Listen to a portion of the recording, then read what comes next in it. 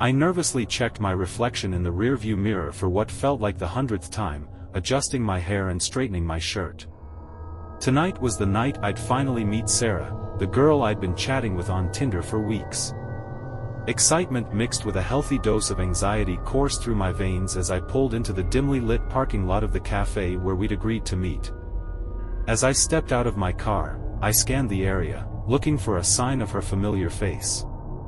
My heart skipped a beat when I saw her standing by the entrance, her silhouette illuminated by the soft glow of the streetlights. She looked even more stunning in person, with her radiant smile. "Hey there." I greeted her, trying to mask my nervousness with a friendly tone. "Hi," she replied, her voice like music to my ears. "I'm so glad we finally get to meet." We exchanged pleasantries as we walked into the cafe, the warmth of the interior enveloping us like a comforting embrace. We found a cozy corner booth and settled in, the conversation flowing effortlessly as we sipped on our drinks. Sarah was easy to talk to, and before I knew it, we were laughing and sharing stories like old friends. But as the night wore on, something began to feel off. Sarah's demeanor shifted subtly, her smiles turning strained and her laughter forced. I brushed it off at first, chalking it up to nerves or perhaps exhaustion from a long day.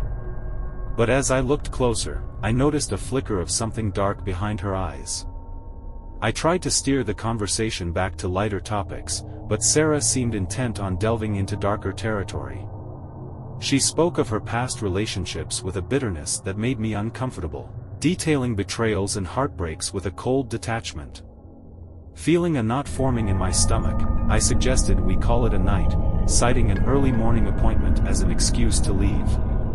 Sarah's smile faltered for a moment, but she quickly recovered, nodding in agreement as we made our way out of the cafe. As we walked to our cars, the silence between us was heavy with tension. I could feel Sarah's eyes boring into me, a sense of unease creeping over me like a shadow. And then, without warning, she reached out and grabbed my arm with a grip that was surprisingly strong. "Let's not say goodbye just yet," she said, her voice low and menacing. I tried to pull away, my heart pounding in my chest as panic set in. But Sarah's hold tightened, her nails digging into my flesh as she leaned in close, her breath hot against my ear. "You're not going anywhere," she whispered, her words dripping with malice. Terrified, I struggled against her grip, the realization sinking in that this Tinder date had taken a sinister turn.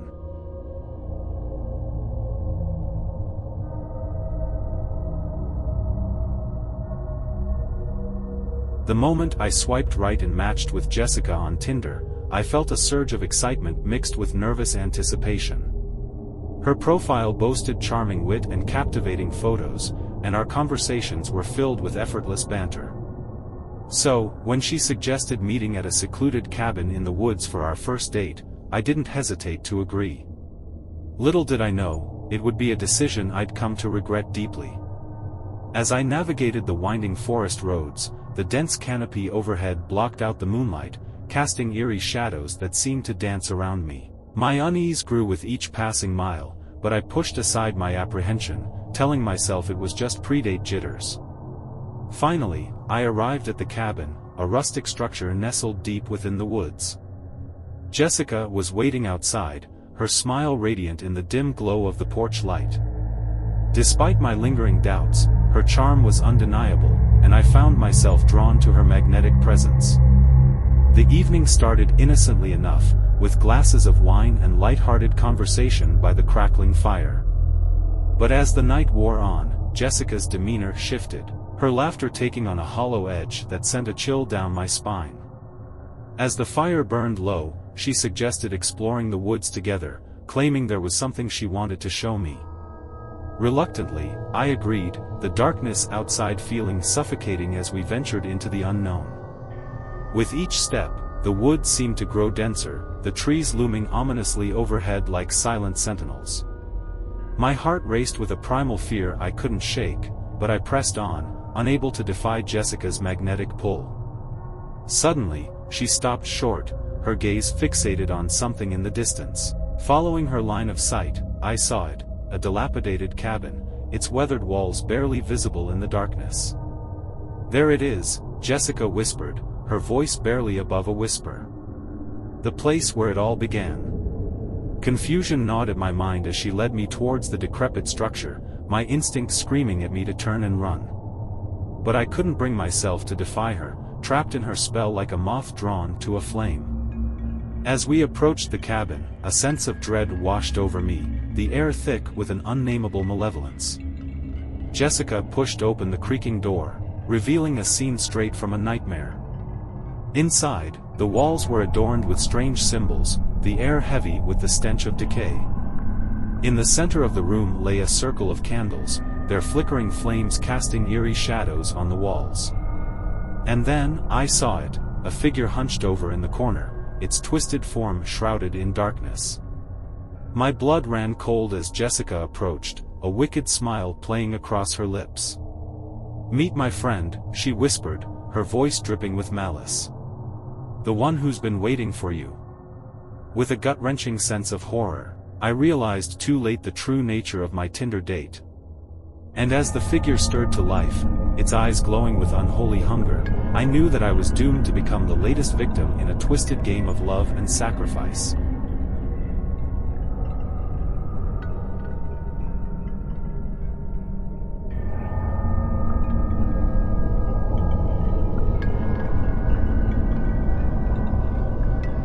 The glow of my phone illuminated the darkness of my room as I swiped through Tinder profiles, searching for a potential match.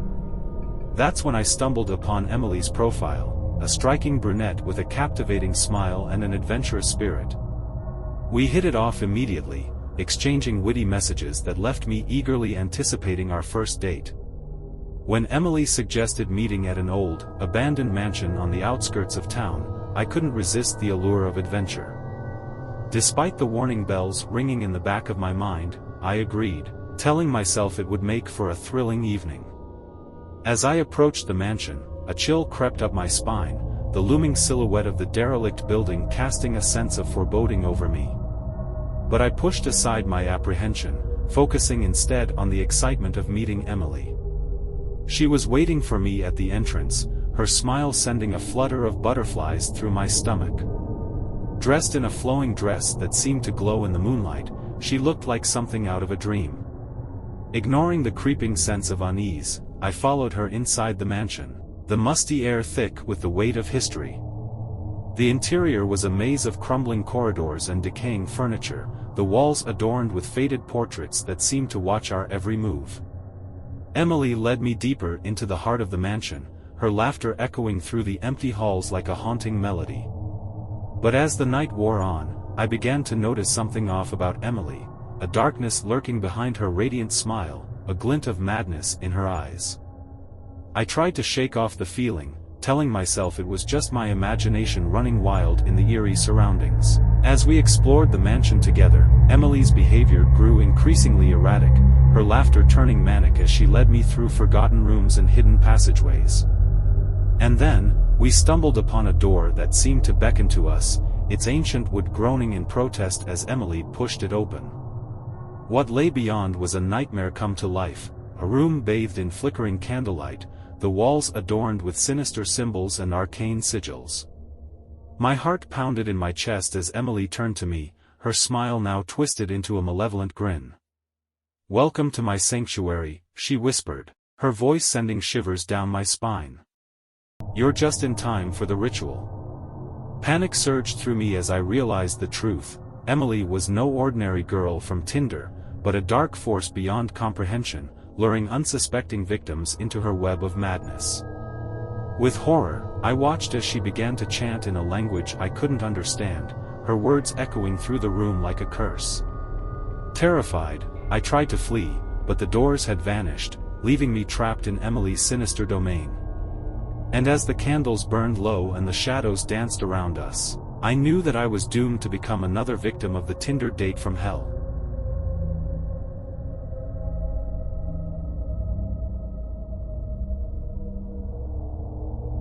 It was a chilly October evening when I decided to meet up with Erica, a girl I'd been chatting with on Tinder for a couple of weeks.